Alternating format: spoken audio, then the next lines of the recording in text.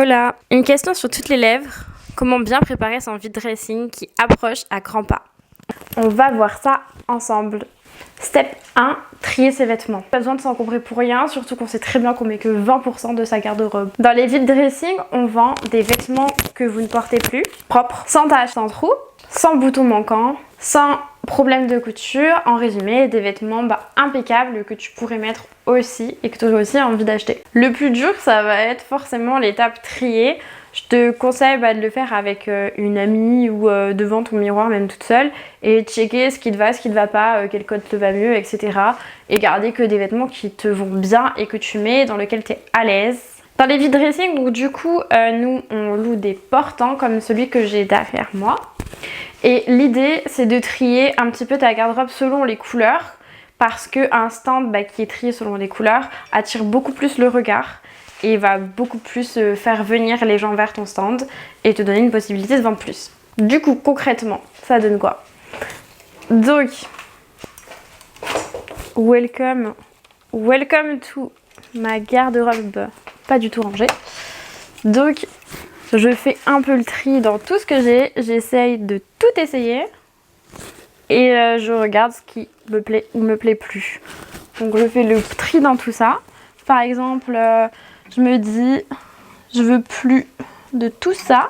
Je vais du coup prendre mes affaires que je veux plus, les poser directement sur un porte-en-test et commencer à les trier par couleur. Une fois que tout est trié par couleur, bam, je prends tout et je fous tout avec les cintres dans un sac ou dans une valise.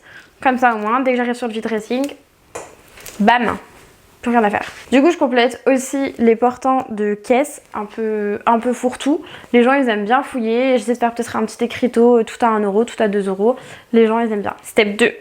Le prix. Donc là, il y a deux teams, la team des flemmards et la team des bien organisés. La première team, c'est la team des bien organisés. Donc si c'est ton cas, je te conseille de faire un tableau récapitulatif de tout ce que tu as et à quel prix tu veux les vendre en regardant un petit peu sur internet le prix qui va aller à avant et quel prix peut avoir sur Vinted, etc.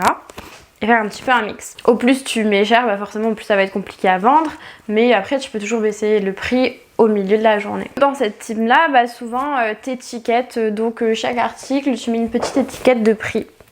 Comme ça au moins tu peux aussi laisser ton stand, aller aux toilettes, aller manger tranquillement. Après il y a la team 2, la team des flemmards, c'est mon cas. Je l'avoue. L'idée c'est de fixer le prix au feeling et de pas étiqueter et pas avoir cette préparation en amont. Personnellement c'est pas que pour la flemme, même si quand même.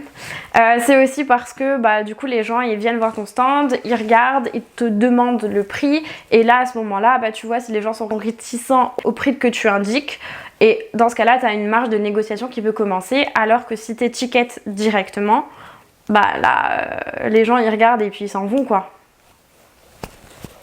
Et toi, tu restes un peu dégoûté. Étape 3, le transport.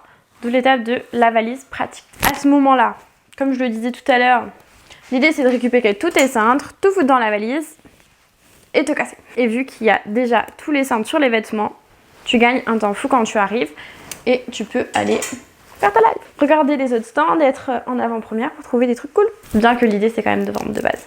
Étape petit conseil. Ce qui est plutôt bon à savoir, c'est que l'afflux de gens est souvent le matin. Forcément, on a entendu parler du vide dressing, on a envie d'y aller, on veut trouver les meilleures pièces au meilleur prix. Donc on fait quoi? On y va le matin très tôt. Donc l'afflux est souvent à l'ouverture.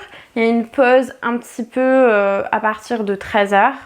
Et les gens commencent à revenir en fin d'après-midi vers 3-4 heures selon les jours, le temps, etc. Donc c'est super important d'arriver à l'heure pour installer ton stand et que tout soit installé à temps. Souvent les filles arrivent un petit peu en retard, commencent à l'installer alors qu'il y a plein de gens qui commencent à arriver.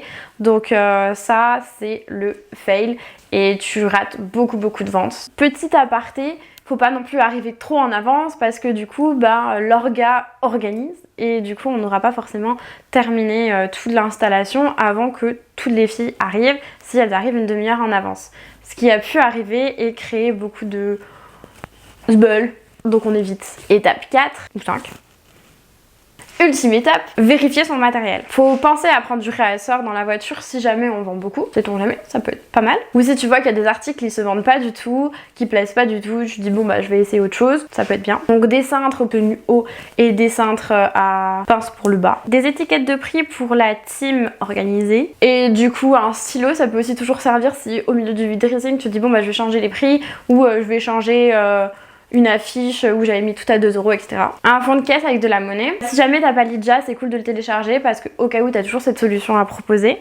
L'objectif c'est quand même de rater aucune vente. Un sac banane pour garder tout ça bien près de toi. Une bouteille d'eau, donc stylo, scotch, marqueur. Une tenue confortable. Un tabouret histoire de pas rester debout toute la journée. Tchuss. Rendez-vous au prochain vide dressing. Le bordel. Je viens à peine de finir de tourner ma vidéo. On peut partir.